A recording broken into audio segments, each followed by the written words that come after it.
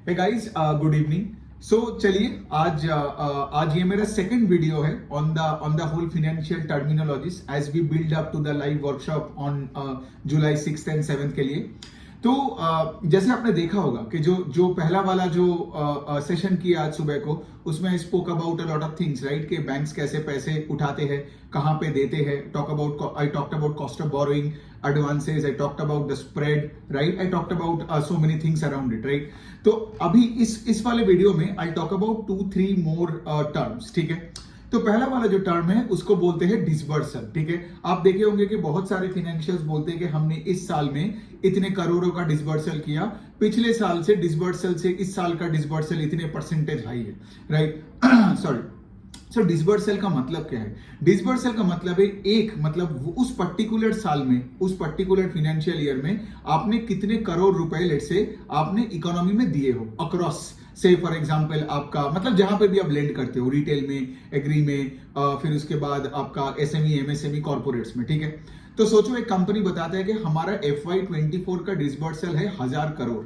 इसका क्या मतलब? इसका मतलब कंपनी ने 1000 करोड़ लेंड किया है टू द वेरियस सेक्शंस जहां पे ये लोग लेंड करते हैं, retail, agri, SME, MSME, corporate. तो ये हो गया डिसबर्सल।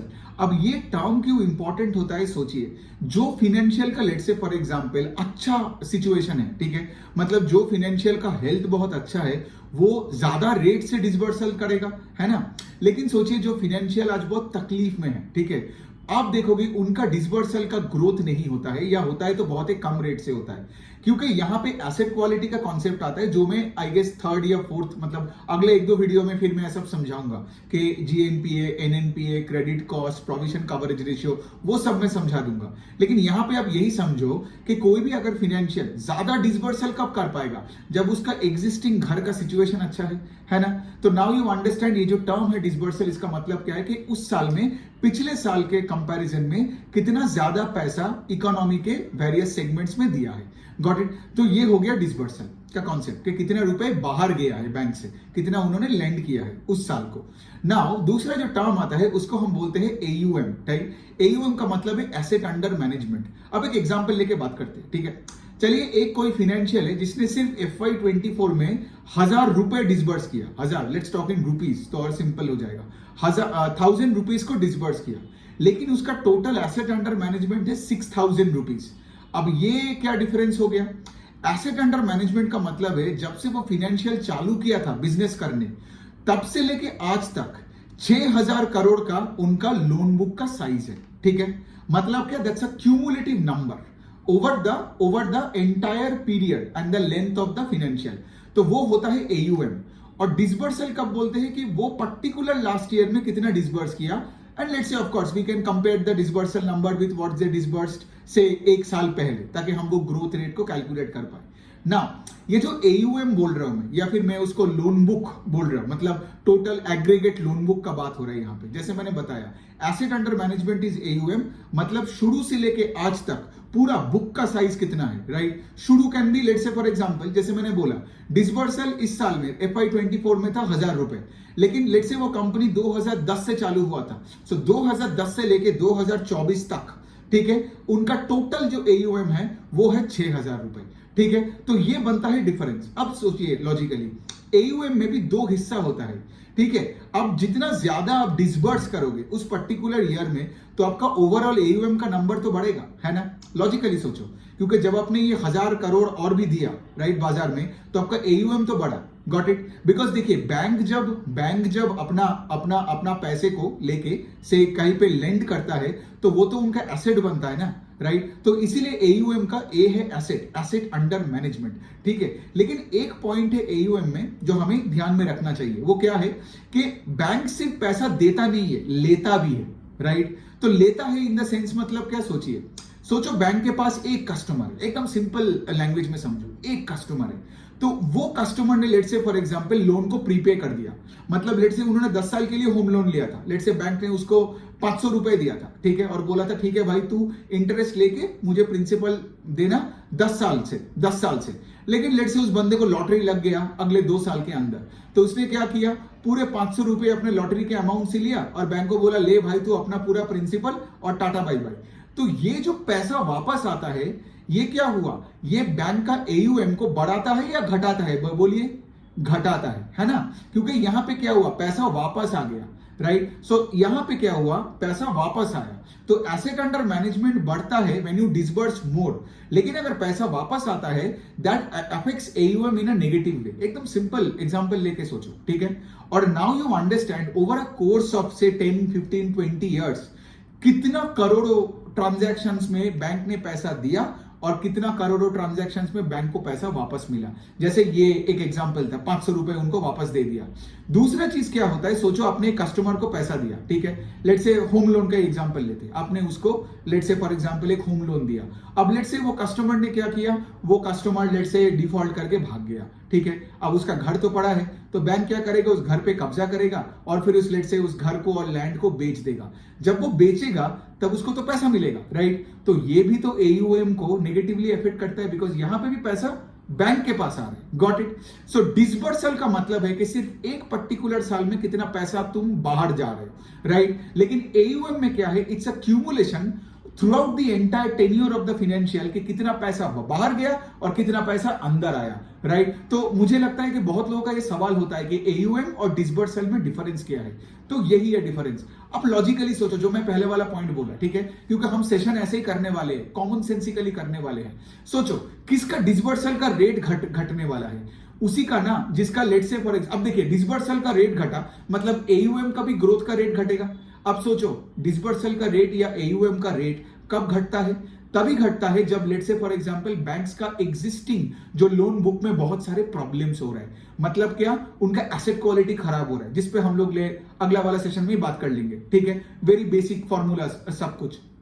तो इसका क्या मतलब होता है, इसका मतलब है कि कोई भी फिनेंशियल अगर अपना लोन बुक का पेस ऑफ ग्रोथ को घटा देता है, AUM का पेस ऑफ ग्रोथ घट जाता है, या फिर से उसका डिसबर्सल का रेट घट जाता है। मैं रेट का बात बोल रहा हूं, मतलब पहले लेट से वो 30% से डिसबर्सल बढ़ाता था, ठीक है, लेकिन अभी लेट से डिसबर्सल बढ़ रहा है 5% से। इसका क्या मतलब है, इसका मतलब यही है कि अभी उनका एग्जिस्टिंग घर में कोई प्रॉब्लम है, राइट। इसीलिए तो वो इंक्रीमेंटल कैपिटल एकदम टशन से फेंक नहीं सकते हैं, राइट, अपने अपने सेगमेंट्स में, ठीक है।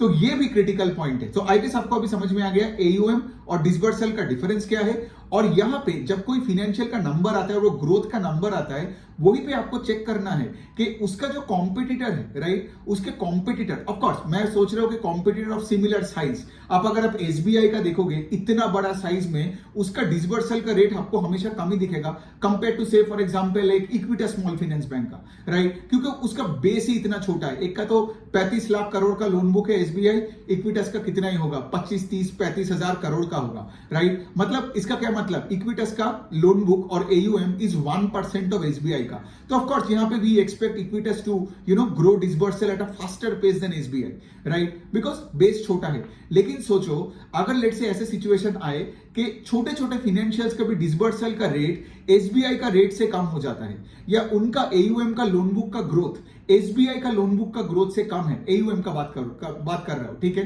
बिकॉज मैं यहां पे AUM को ही ट्रैक करता हूं, बिकॉज पैसा मतलब बाहर जाना वापस आना, उसका क्यूमुलेटिव नंबर देखना है कि किस रेट से ग्रो कर रहा है। तो इसलिए मैं AUM के ग्रोथ पे ज्यादा फोकस करता हूं देन जस्ट डिसबर्सल के ग्रोथ पे, ठीक है। आप दोनों पे कर सकते हो।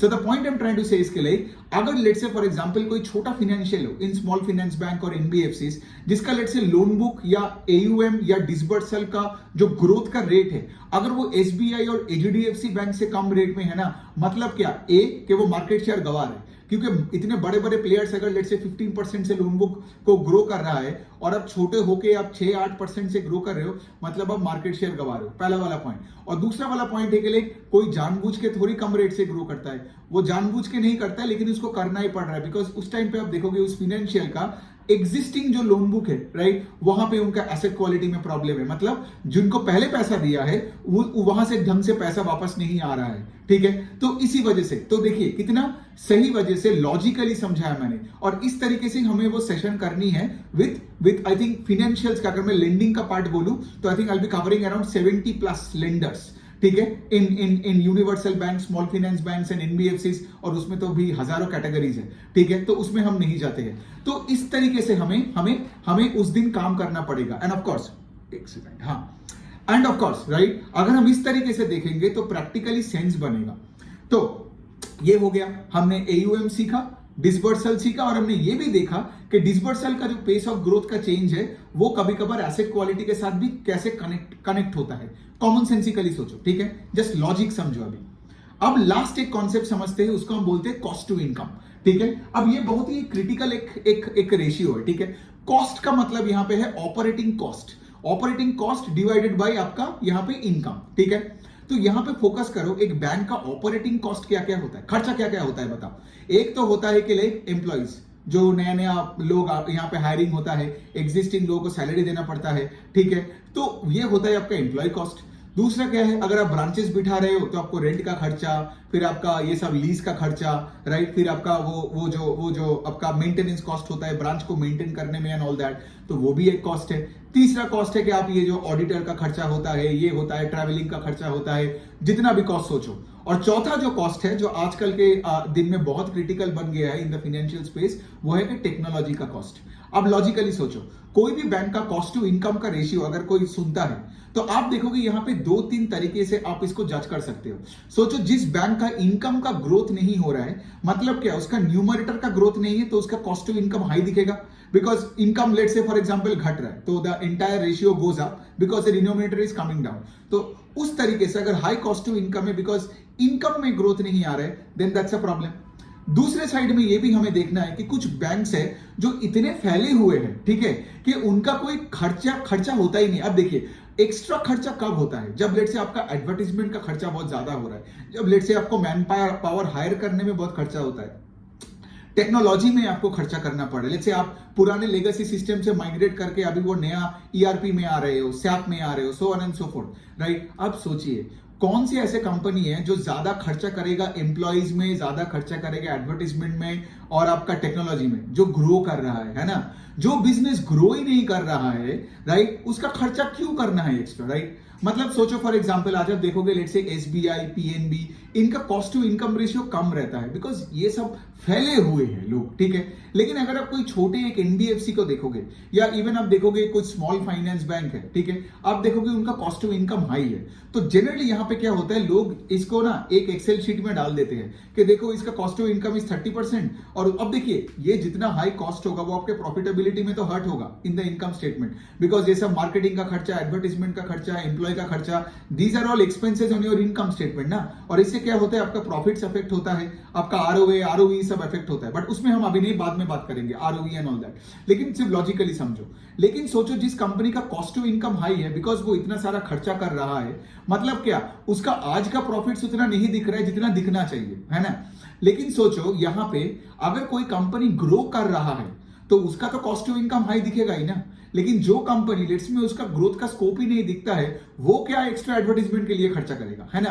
तो मतलब यहाँ पे क्या कि कोई भी फाइनेंशियल का अगर कॉस्ट टू इनकम लेट से कम है, किसी से ज्यादा है, हम लोग ऐसे ही दोनों नंबर को देख के ये नहीं बोल सकते कि ये अच्छा है ये बुरा है। Got it. अच्छा शायद हम बोल सकते हैं कि उस दिन का इनकम स्टेटमेंट देख के, लेकिन गोइंग फॉरवर्ड जो कंपनी लेट से आज 25-30% से अपने लोन बुक को बढ़ा रहे, अब सोचो ना, आपका लोन बुक या फिर डिसबर्सल जो हमने डिस्कस किया, डिसबर्सल का रेट अगर 30% है, मतलब क्या, आप नया नया ज्योग्राफी में जाके नया नया कस्टमर को पकड़ के भी लोन दे रहे हो और एग्जिस्टिंग कस्टमर को लेट से आप क्रॉस सेल कर रहे हो, तो इसका क्या मतलब, आपका खर्चा भी बढ़ता है ना। Because when you going to a newer geography you have to spend a lot of money on land, getting a branch setup, so on and so forth, technology, right. फिर उसके बाद नया नया लोगों को हायर करो एंड ऑल दैट। तो अभी आप मुझे बताओ, कौन से फाइनेंशियल में आप जाओगे, जिसका ग्रोथ नहीं है और कॉस्ट टू इनकम फेवरेबल है, या फिर जिसका बहुत तगड़ा ग्रोथ है लेकिन कॉस्ट टू इनकम हाई है, राइट। तो यही होता है, आप सबको ऐसे सोचना पड़ेगा rather than coming to a decision very very quickly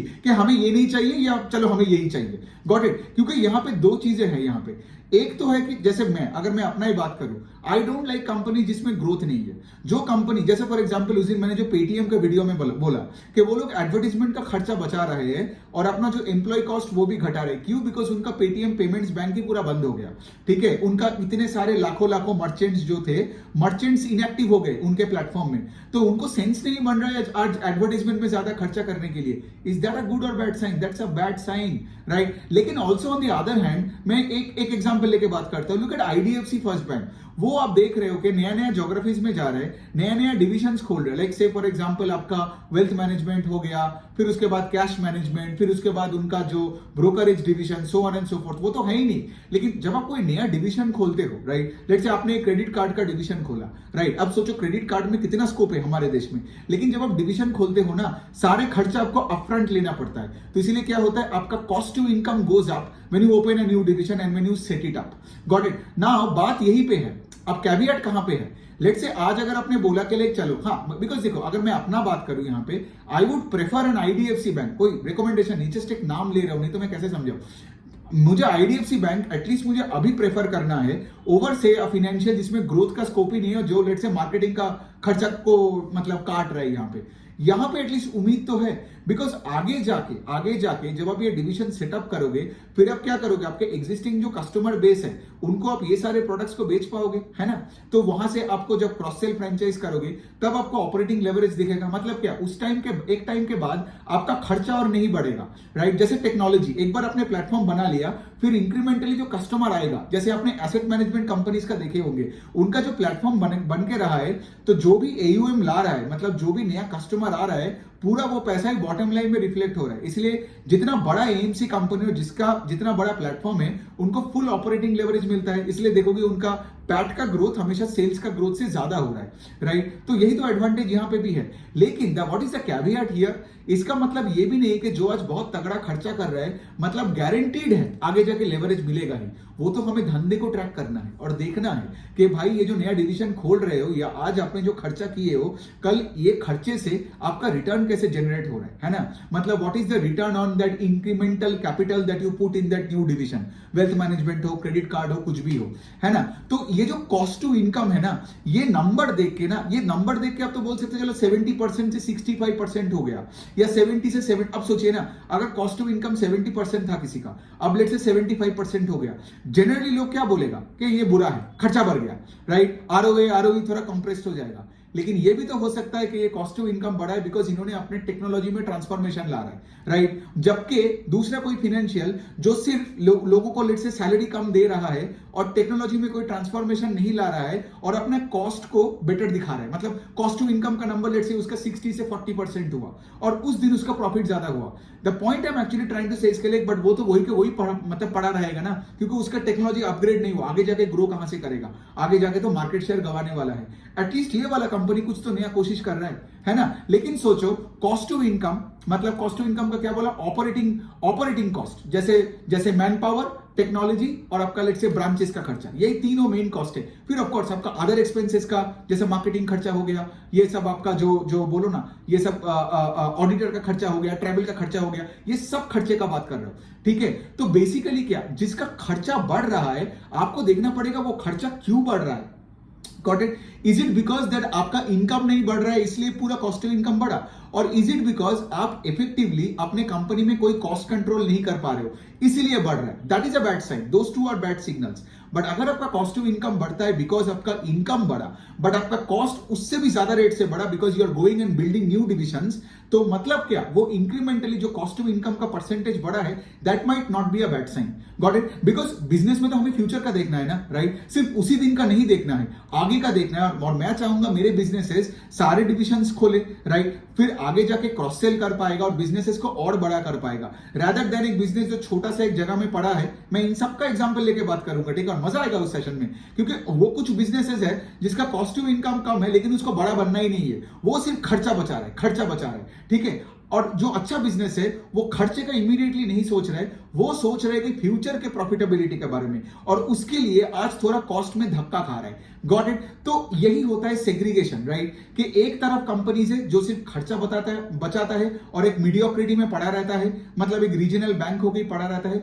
दूसरी तरफ एक कंपनी है जो नया डिविजन्स में जा रहे हैं, रिटेल में भी कितने सारे डिविजन्स हो, नया डिविजन्स में जा रहे हैं, फिर उसके बाद आप एसएमई एमएसएमईज में जा रहे हो, अपना मॉडल को चेंज कर रहे हो, स्केल अप कर रहे हो। लेट्स से आप एक रीजन में था फिर अपने पैन इंडिया बन गया, राइट। ये सब कुछ करने के लिए सोचो आपका कॉस्ट टू इनकम तो शॉर्ट टर्म में तो बढ़ेगा ही ना, राइट, और मैनेजमेंट का कोई कंट्रोल नहीं होगा उस कॉस्ट में, because ultimately at the end of the day अगर आप नया जगह में जाके, मतलब खर्चा आपको तो डे वन में लेना पड़ेगा, डिप्रिसिएशन का खर्चा भी आपको डे वन लेना पड़ता है सारे। जैसे मैंने बोला कोई नया डिवीजन चालू हुआ, वेल्थ मैनेजमेंट, क्रेडिट कार्ड, सबका खर्चा आपको अपफ्रंट लेना पड़ता है, ठीक है।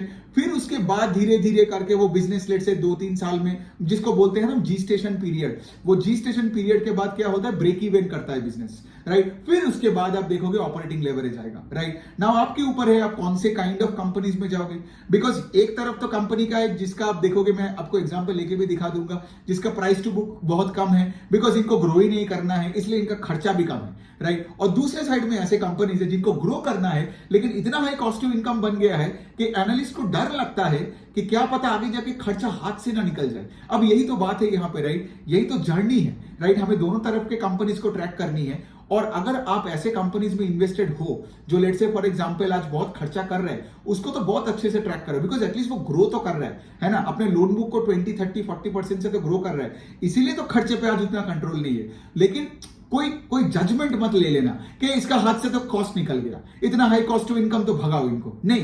And you can't compare a small bank with let's say for example an SBI, right, जिनका ऑफ कोर्स सालों से बिजनेस कर रहे हैं, उनका तो कॉस्ट पे कंट्रोल ज्यादा होगा ही ना, बिकॉज वो पूरा कंट्री में फैला हुआ है, राइट। लेकिन जो फैल रहा है अभी, लेट्स से अभी 6 स्टेट्स में है और 4 स्टेट ऐड कर रहे हैं, उसका कॉस्ट पे इमीडिएटली कैसे कंट्रोल आएगा अगले 1-2 साल में, है ना। तो यही वाला पॉइंट है, लेकिन हमें ट्रैक करनी है इस बिजनेसेस को। इसलिए मैं क्या करता हूं ना, जैसे अपने वीडियोस में हमेशा बताते रहता हूं ना कि लाइक यू नो ट्रैक करो, हर क्वार्टर में कौन कॉल पढ़ो, पीपीटी पढ़ो और उसके अनुसार इन्वेस्ट करो, रादर देन एक टाइम पे सारा पैसा डाल दिया, वैसा होता नहीं है।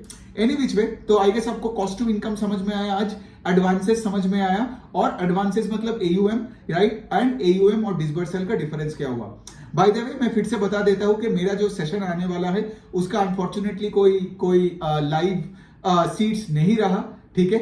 ऑफ कोर्स इसमें निराश होने की कोई बात नहीं है, बिकॉज आगे मैं बहुत लाइव सेशंस करने वाला हूं आप सब लोगों के साथ, आप लोग सब आओगे, और आगे जब मेरा वेबसाइट भी आ जाएगा ना, फिर उसमें क्या होगा, उसमें और भी आसानी होगा, फिर I think I will get unlimited seats there. But for the time being ये सेशन का रिकॉर्डिंग का जो गूगल फॉर्म है वो तो ऑलरेडी फ्लोटेड है, मैं इस वीडियो के नीचे भी कमेंट सेक्शन में और डिस्क्रिप्शन में उसका डाल दूंगा, आप लोग आराम से रिकॉर्डिंग एक्सेस कर लो। एक ही बात है, मैं जो भी चीज उस 2 दिन मिलके 6 और 7 जुलाई को बताऊंगा वो सब आपको रिकॉर्डिंग मिल जाएगा, पीपीटी मिल जाएगा, कोई टेंशन नहीं। और इस तरीके से काम करेंगे, एकदम प्रैक्टिकली बात करेंगे, ताकि क्या होगा ना, जैसे मैंने बताया, अगले दिन से ही you can actually start investing in financial stocks with individual conviction. Okay, on that note, thank you so much.